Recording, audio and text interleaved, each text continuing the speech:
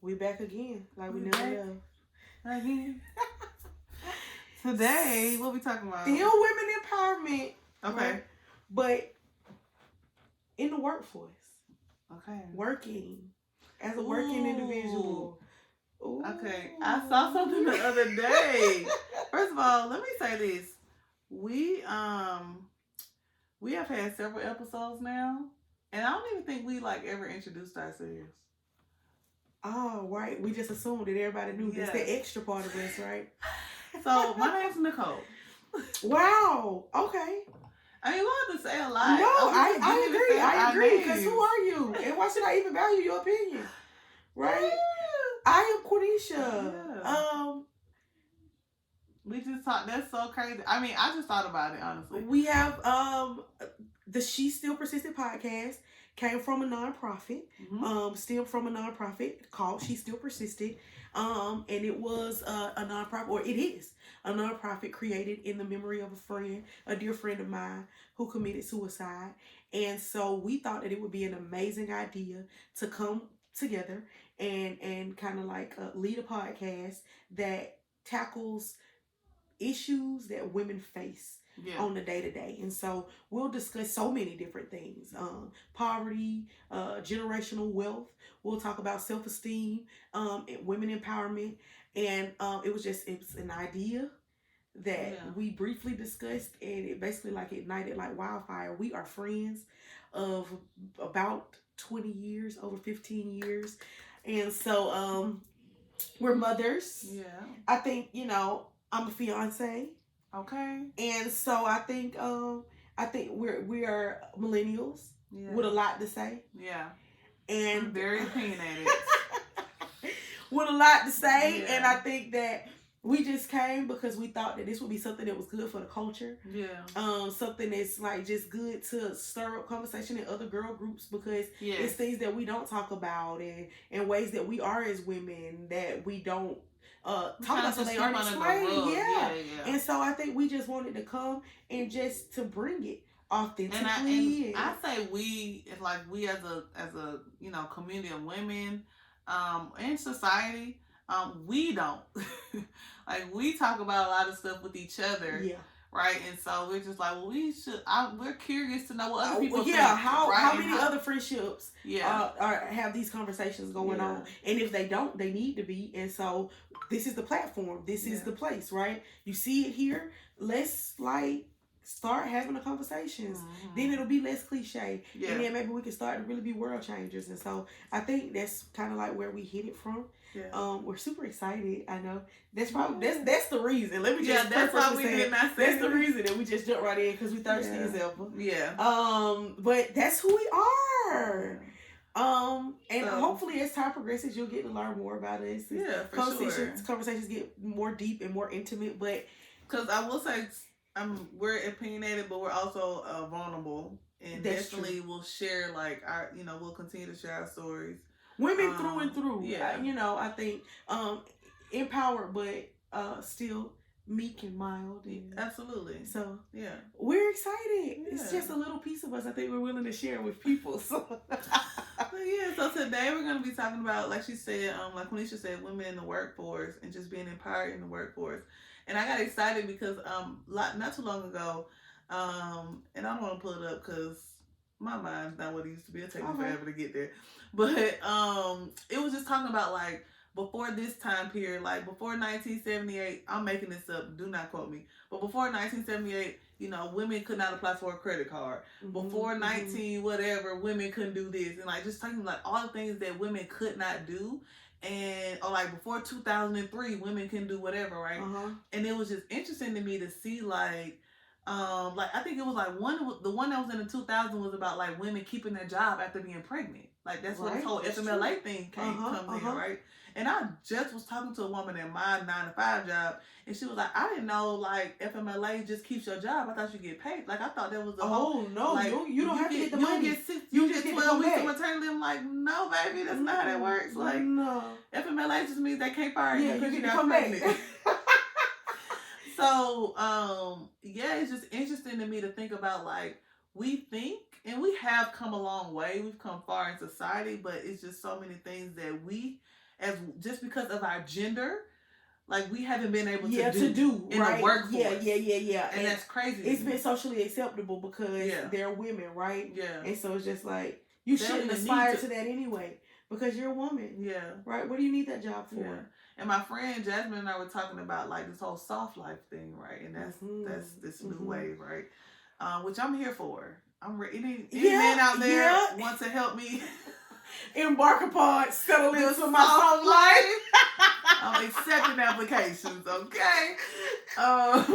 But yeah, so we were just talking about that, and she was saying like the whole concept of women working is not like something that's been in for generations, and for like this concept of women working is fairly new. Yeah. Especially grinding. Yes.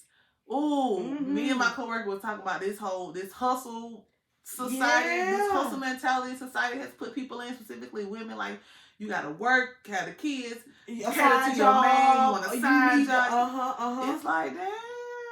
And you want me to be soft. Yeah. And you want me to be soft. And nurturing. Yeah. Still want to kiss on you. I can't be too much of a boss. Cause then you don't like me. Yeah, so that's I don't know, that's crazy to me. For starters, it's not, I don't think it's attainable. I don't think what's attainable? I don't think it's realistic for you to have it all. I don't. You know what? Depending on what your all is. I oftentimes tell Wesley that generally speaking, when you are dealing with the woman who is the breadwinner, I think that it is so much of a complex for a man to grasp and deal with that they usually don't work well together. Because I think, and women like the buck. Yeah, because I make them little bitty. Like, don't play with me. Don't play with me, because I can leave you and I don't need you. And see, I think that back in the day, well, I know even though that's toxic energy, that is that is not the way to be. But you just tend to feel like, right? Yeah. I mean, your ego gets fed. And we got the Rose toy. Yeah. Okay. Everybody got a pocket full of cash. What are you bringing to the table? What are you doing here, sir? No, yeah. And so I think that you have to really just like hone in. And so generally speaking, when women are the breadwinners, it's like, and we already have the mandatory, that they call it like second or third shift, right? Yep. It's just like, okay, so that means I'm bringing home all the bacon. Yep. I'm cooking the bacon. I'm washing the clothes that get dirty when I cook the bacon. Yeah. I'm feeding the bacon. I'm going out to hunt the bacon.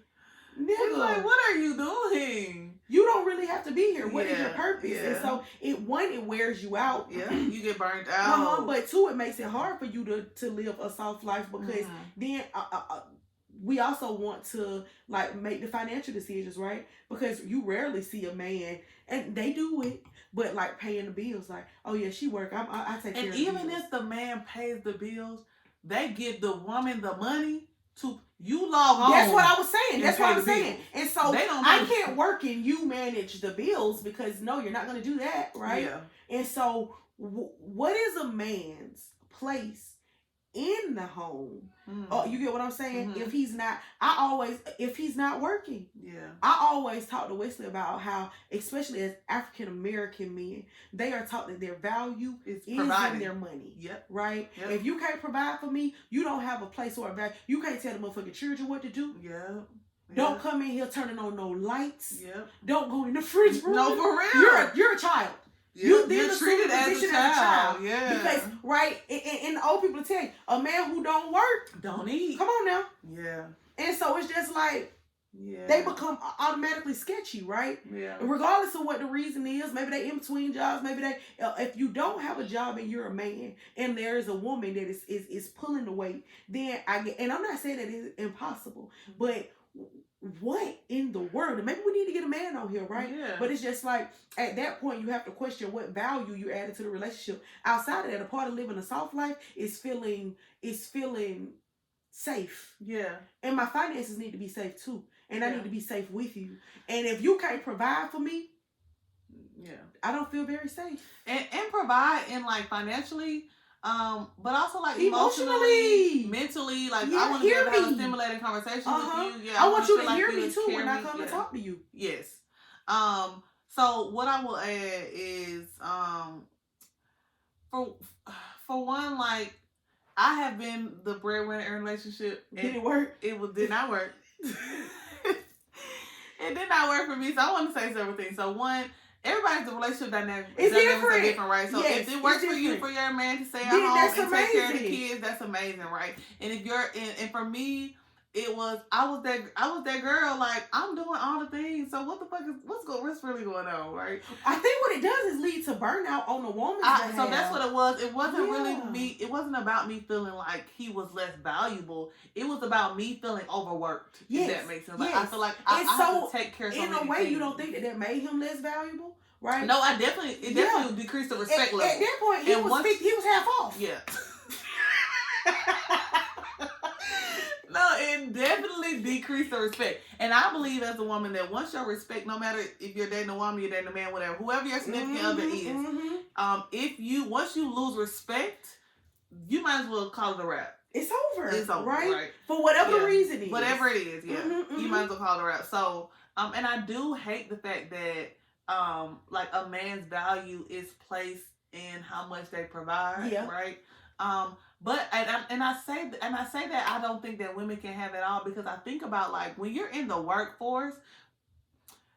So my dad works at FedEx, and he was telling me about how he sees when women ask their boss to take off for to do something for their kids. It's like, damn, you gotta take off again? Yeah. You ain't got no way to take. Yeah.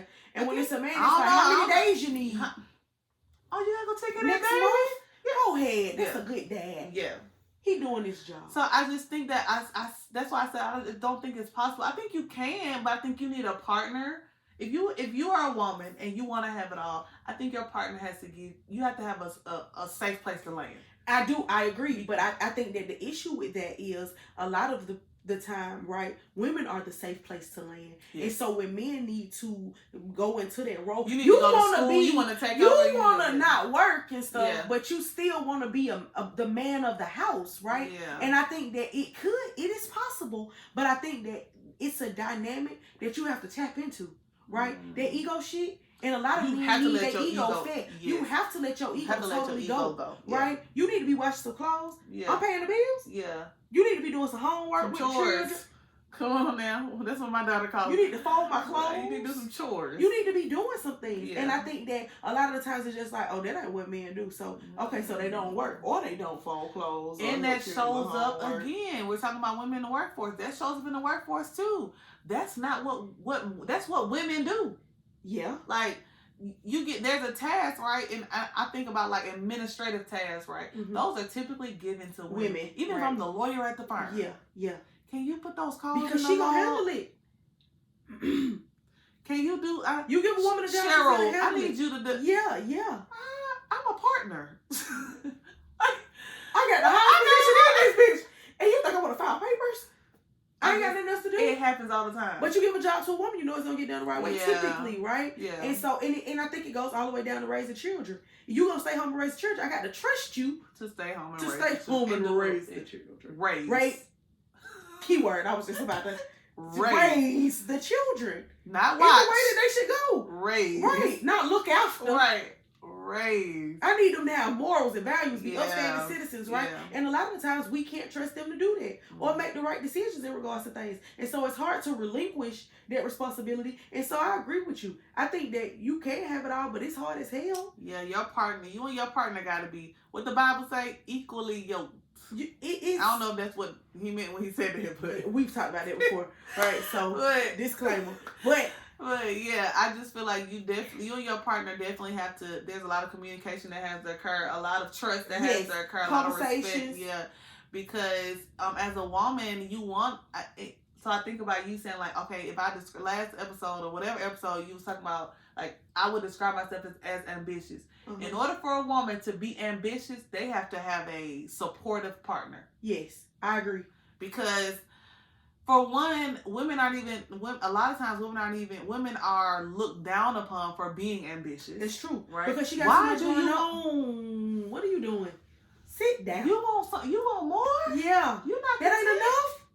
Yeah. That's not enough, right? You being greedy. Yeah. You doing again? You're doing too much. Right? You're aspiring to be too much. You got 1 degree. You need the doctor. But they gonna pay you a little bit. But be quick to ask you when you gonna have another kid. Yeah. Because historically, that is the role that's that your we role. had. You get what I'm saying? That's what you're supposed to do. Yeah. That working and stuff, baby. Let me tell you something. That ain't even what you. Yeah.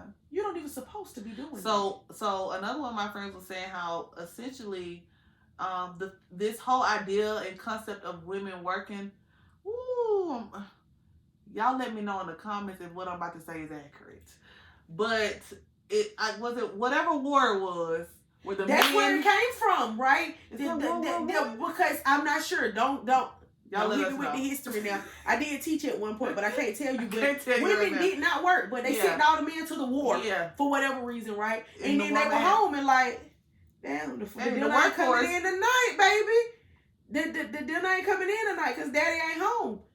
I'm gonna have to go make some bread. Yeah. I'm gonna have to go make some bread. Yeah. And I think at the same time, what it did was, I think at that point, it showed women that you don't need a man. I can do this. You don't have to have a man to be able to sustain and to make things happen. And then, right, just to give y'all a little history, came the implementation of public assistance, food stamps, benefits. You did something there. And because that's why when I remember when I first got married and I tried to get food stamps, I don't know what we was going on, what was going on with us financially. I still need them though, and I'm financially stable. But groceries is high. But I was trying to get food stamps, and the lady was like, "You're married. Yeah. Whether that nigga working or not, baby, you do not qualify. You are not our business. God. You ain't our business no more. It caps. You got a man. Go ask him to take care of you. You cannot get that's crazy. Mm-hmm. They like this. You're not eligible. So that makes for sense to me now because this was created during a time where you don't have a man physically in your home, so let the government supplement. But that also did adversely was make women really not need men. Yeah. Oh, I really don't need anything now. Yeah. I got a couple. The government is my man. And so now, right? But I also think a lot of men did a lot of things, like had outside families, so on and so forth. And so this made it to where I don't have to accept what you're willing to give me because I don't need your financial stability anymore. And so I go get it on my own, out the mud, like they say, right? I'll work. And so I think that's where it came from. And then we started to aspire for more and bigger. And better. I like to tell people we like everything with the ER on the end. Bigger, better, larger. We like them And so we wanted more, right? And then we could go to college. And then we could vote. And then we could own land. And then we could, right? And so when they started to make things equal, women realized I don't need a man. To make ends meet. I gotta want to be with you, right? Whereas before we needed them. They were our rite of passage, right? I need you. My hall pass. Come here. Where you going? Yeah. And then I can't even be seen without you. Yeah. Kinda. Right? And now I don't need you. Yeah. But I can go to the market by myself. Yeah. So do you think now it's gone I want to come back to the workforce, but do you think now it's gotten to this extreme of where like I really don't like the rhetoric of I don't need a man? Yeah. Yeah. You think it's extreme now? I think it's. Do you think being working women has made it worse? I don't think it's fair to use the word extreme. Okay. Just because it's such a harsh word, right? But I think that it brought the value of a man down because the actuality of the situation is any relationship that you have to work for, and it's not going to be easy. But a lot of the things I think that men do are things that directly affect us emotionally as women. And so I think if I don't have to take that, I think that our grandmothers and our great grandmothers put up with a lot of stuff that they probably would not have put up with if they had access to the resources that we have now, and the money and the governmental assistance, right? Because I know I can leave this nigga today, and by tomorrow, we'll be straight. We'll be straight. And so I think that it almost set the standard to where I don't have to take as much. I'm not going to fight for this marriage as much. Yeah. Because if I leave you today, I get governmental assistance tomorrow. Okay. Right? If I leave you today, I going to live based on your income tomorrow. There are an extensive amount of resources. For women. who are single. Yes, right. They and are. I'm gonna be honest. There are an extensive amount of resources for men. Now I'm gonna be now. Let me preface with saying You not a think man. more so? Wait a minute. No, not more so. And I'm not even governmentally, right? Yeah, okay. But a nigga can go sleep on a bitch couch for 3 months, then go to another bitch. You get what I'm saying? And never ever in his whole life have no place with his name on it. Mm-hmm. Because they can. Yeah. They inherit things by nature. Me casa su casa real easy. Yeah. I'm gonna stay at your shit. Yeah. You know, and so, but I think that for women, I think that it empowered us more, right? But I also think that it made our tolerance shrink in terms of fighting to make it work. Yeah, I'm not gonna do that no more. Whereas if you were cheating, I would fight because my family and my livelihood depended on you. Yeah. Once that wasn't the case anymore, I could start to require more of you. I need you to do more. I need you to be faithful. Mm-hmm. I need you I need you to be home at a decent time. Yeah. I need you, because if you can't do these things, I'm gonna have to leave. Yeah. When before it was okay to cheat. Okay, so why do we tolerate so much in the workforce? So I think about, like, I read this book called Lean In. I don't know the lady's name, but she was the CEO, whatever, CFO, COO of Facebook at the time. I don't know if she still is. But anyway, in the book she talked about, like, women. One of the things she talked about that resonated with me was that women don't negotiate for higher salaries. Yes. Like, we just settle. This how much you paying me? Okay, that's fine. Let's do it. Right. So we're empowered in relationships to demand more from men, but we're not empowered in the workforce. You want me to tell negotiate? My thought is think that we're worth I more? think it's the backup plan, right? If it don't work with this nigga, I got a backup plan. Okay. But if it doesn't work with this job, I still have responsibilities. Okay. I still have things that I don't want to turn them off. Right. And I also think it comes with the direct relationship between how much we feel like we're worth. You get what I'm saying? Do I feel like I'm worth that extra 10,000? Yeah. Because in the actuality of the situation is you can negotiate pay at Family Dollar. Okay. Okay. But I think, do you think you're worth that? Because if you do, beyond a shadow of a doubt, you'll put it in front of their face and say, "Here, this is what I think I deserve." In your mind, you're like, the worst they can say is no. It's no, right? If that's what you believe of yourself. Yeah. But if it's not, it's just like, yeah. That might be too much. Yeah. I'm asking for 2,000. Yeah. I mean, they're giving me the job. They telling me I can start next week. Yeah. You know, and so I think it's the portion where we feel like I got to take care of these children regardless. Yeah. What they said, 75. And we do it even when children's not a factor. We do. Children aren't a factor. Even when I don't have children, it's like, am I worth that? Am I worth that? Yeah. Should I even be asking for that? Then we start questioning. I wonder who else they interviewed. Because even somebody like, I think that I have, I think very highly of myself, but there are still times where I'm like fearful to apply. Yeah, you know, is. like you get on my nerves with it. I don't want. Yeah.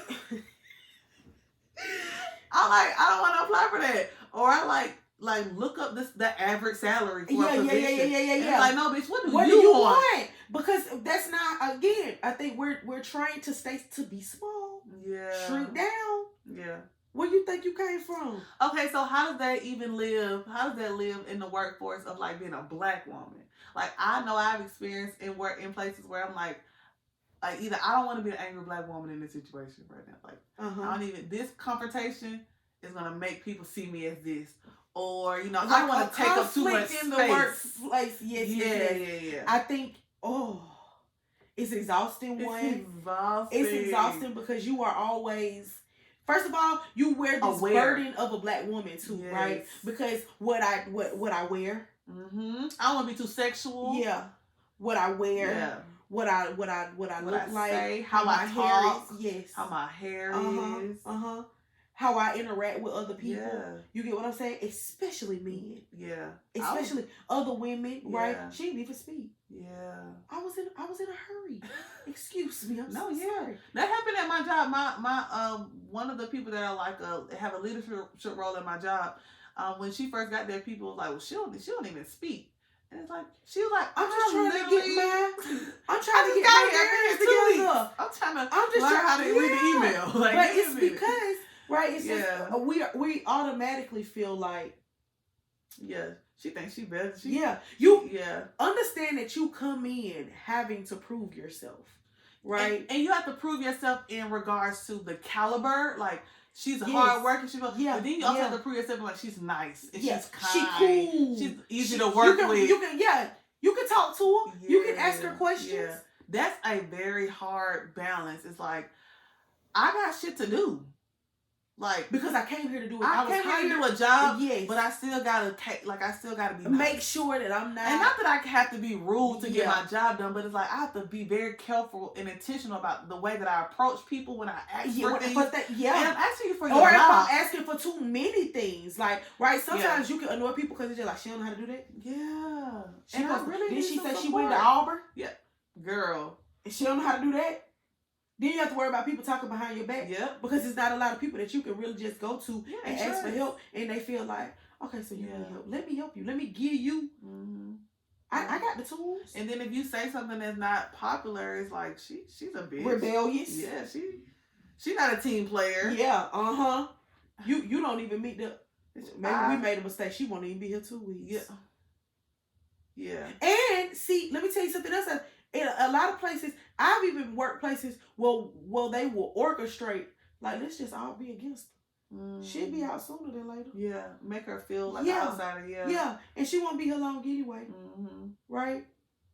And so then you feel like, right, when you have, because some places other people can pick up shifts for you and vice versa. Yeah. But then you have a situation that you got to tend to, and it's just like, I can't even call nobody. I can't even, right? Yeah. I can't even be absent because I know that they're gonna be bad mouthing me. She ain't with her. Looking for my social media, trying to find out what you're doing. Yeah. And so then you have to try to, you get what I'm saying? Yeah. Be upstanding enough to go in a place where you're not respected. God forbid you the breadwinner, because you're going to have to go home where you still feel undervalued as hell. Right? You feel undervalued at work and at home. And the question is, where's your safe space so that you can continue to go out in the world at large and just do what you need to do to survive. Yeah. It becomes hard across the board once you like endure a lot of stress in one place. And I think that a lot of times at work, more is required of women than men. Yeah. Like you think they get the easy stuff. Yes. Yeah. Yeah. You come home and you be like, God, yeah. When last time? What you? How much money you make? Yeah. How many 100,000s?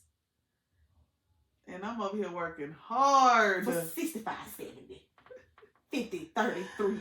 I'm real hard. I'm talking about sweating. Yeah. Bringing home work. And I think it also depends on the industry you work in too. It does. Because even so today, one of my coworkers, he's a man, and he was saying how he feels like in elementary schools,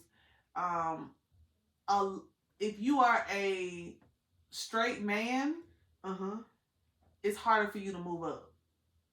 Really? That's what he said. I thought they loved men in they education. do, but if you're a man that's not button up, collared, Carlton, like you're a black man that's not Carlton, it's like a black woman that's not Hillary. Yeah, that's you know what I'm saying? Yeah. It's like you a little rough around the edges. Yeah.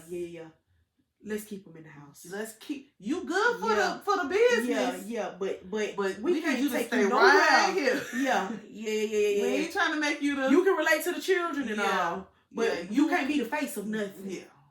Yeah. Because we scared you ain't gonna talk right. You ain't gonna. You might show up in here with a hoodie on, and we want you to be. You don't fit the bill. You don't fit the bill. We can't put you out front. Yeah, but you good. I feel that way as a black woman. I feel like you people, and maybe not necessarily in my industry, because my industry is dominated by women. Yeah. But let's say if I worked in a different environment that was, maybe not as many people of color, or way more men. I know that in most places that I work, I've been very self-conscious about how I show up, how I present myself to the people at work. I agree. Yeah. I like not making many friends at work. I don't. Yeah, because it's just like you don't even need to know. Don't cross the line. Yeah. I really can't trust you, and I need you to know, Quenisha, the professional. Now I will say that the older I've gotten, the less I care about the way I talk. Like Like I'm not cussing and acting a fool. What you get what I'm saying? But I'm not putting on my bill collector book. Yeah, like I don't have time. Yeah. And it's just like I can be. And I think it again goes back to age, right? Yeah. And feeling confident in who you are enough to be like, listen, I can talk like this and still. I know what I'm talking about. Yeah. I know how to dress it up and clean it up, and I know subject verb agreement, and I know how it works, but I don't have to do that all the time. So I think it comes with confidence and like knowing who you are. Yeah. But I think it gets easier as time progresses. And the harsh reality is, I think for some women it doesn't. Depending on the industry that you're in, because you are constantly proving yourself. Yeah. I think that in education, it gets to a point where I have proven myself. I'm done. You know that I know what I'm doing. Okay. But in most industries, it's not. No. Especially tech. And even as a teacher, I would say, depending on like if your administration changes or anything like that, you still have Yeah. Your environment changes. You assume another position. On top of that, you start to lead something. You still have to prove to them why. What's so good about you? You ain't even 30 yet. You think true. I've been doing this for 15 years. I've been doing this since you was a little girl. Yeah. What can you teach me that I don't know already? Right? Or you was in college with me and with my baby. Right? And so there's always this comparison. Even when people, your age in the workforce, right? Yeah. Oh, so you under 30 and a black woman? Yeah. You don't know shit. Know nothing. And you think you're gonna come in here? People really think that. Yeah. Baby, you didn't even live no life yet. And you think you're gonna come in here and tell me how to? Yeah. And it's hard. After that point, after you know those things about me, it's hard for me to come in and to be respected enough to get anything done. I can't get anything done. Because based off of what you know about me, you have already very little. Let's be clear. You have already decided how valuable I am to this space. And because I know that, I spend every day trying to prove to you. Yeah.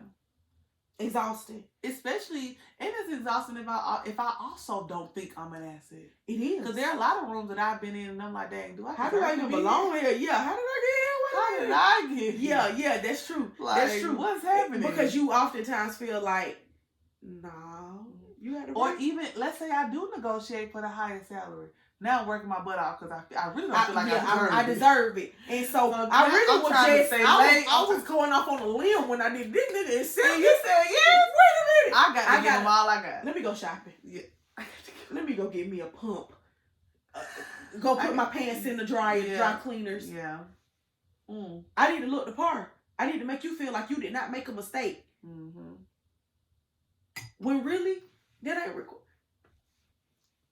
Highest salary. I want to say yes if I didn't think you deserved it. Yeah.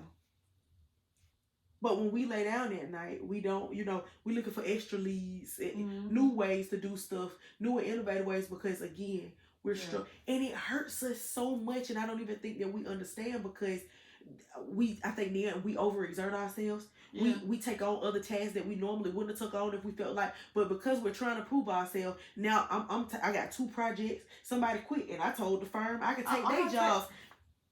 Wow. No, you can't. You cannot. Go Baby, home. You tired. Yeah.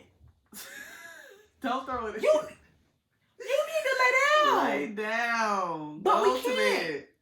Then we get home and we frustrated. Then we got children or a man running around. We got people pulling. We got relationships that we still need to cultivate. Yeah, and it's hard.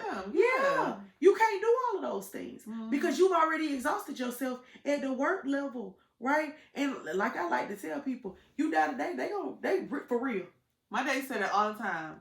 Cole, I promise you, and within the next 2 to 3 days, they're gonna have somebody in there. Business per usual. Okay. They might not even show up to the funeral. I was just gonna say, depending on how much they like you, they might do an email blast. We're sorry to inform you. Might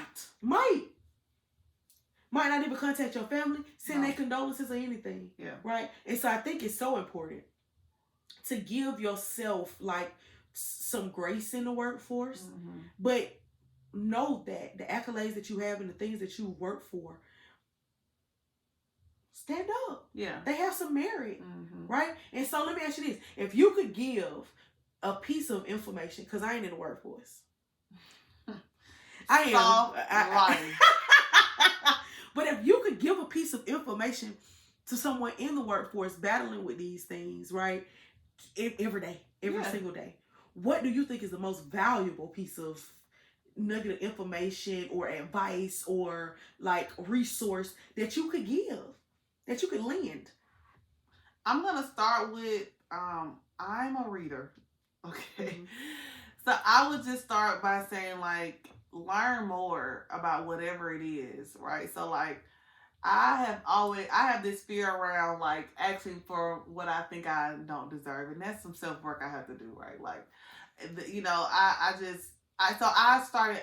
I want to know more about negotiating my salary. Mm-hmm. I started reading about it, like, what do I do? Like, what language should I use? What does this look like? Let me watch YouTube videos of people negotiating their salary. That's true. Like, so I just think you should learn more about whatever it is you want to learn more about. You know, becoming whatever you're embarking upon. You need to just become educated. Yes, become educated, and I think that, you know, for me, the more knowledge I have, the more confidence it gives me to do the thing, right? Because, and when you know other people are doing it, like, it's like, oh, I'm not the only one suffering with this thing, or I'm not struggling. Or wondering if I'm worth it. So, and then the second thing I would say, just because, you know, it sounds cliche, but I just have to say, you have to know your worth. You have to, even if you don't think you're worthy of it. Sometimes I have to trick myself, like, for real, like, and I ain't gonna say trick, but like some positive self-talk. You are worthy. You have this, right? God has given you going back to your resume. Yes, this is the reason I applied to the job. It lines up for tenfold. I deserve to be here. This is a space like that I'm supposed life to into occupy. Yourself. And be around people that speak life into you. That's true. I also, back when I did apply for jobs, I wouldn't apply for jobs that I didn't, when I read the job description, that I didn't feel like I belonged there. Mm-hmm. I also feel like it's different when you feel like I am occupying, like, girl say, London Lauren, mm-hmm. I don't want to miss my mark. I think you go into things different when you know you are on your mark. Mm-hmm. I am ready. I'm made for this. This is where I'm supposed to be. Even if I don't have all the skills, this is where I'm supposed to be. Yeah. And so then, you know, right, I can go and then I can allow things to roll off my back, because I know that I am occupying the space that I am called to occupy. And so it don't matter what you say. It don't matter how you feel, right? And you need to have a plan. If this is your stepping stone, go and step. And get out. Don't get complacent. All you can. Don't be content. And go, right? And step up. And when you step up unapologetically. Because again, I belong here. And I ain't missing no marks. I think that's good. I think that's good, y'all. So we're gonna see y'all next time. Remember that you belong. You are worthy. You are enough. And we love you. And listen, if it's one or two of y'all out there that was thinking about applying for that job, do it. Do it, sis. Do it. And email us. And ask us about the negotiation of pay. Because we want you to get every coin. Run it up. We want you to get every coin that you deserve. We can't wait to we talk will to be you happy next time. Seriously, though. So we can share resources for real. So we know people who know people. And we can't wait to help you and empower you in the workforce or wherever. Bye. We'll talk to you later.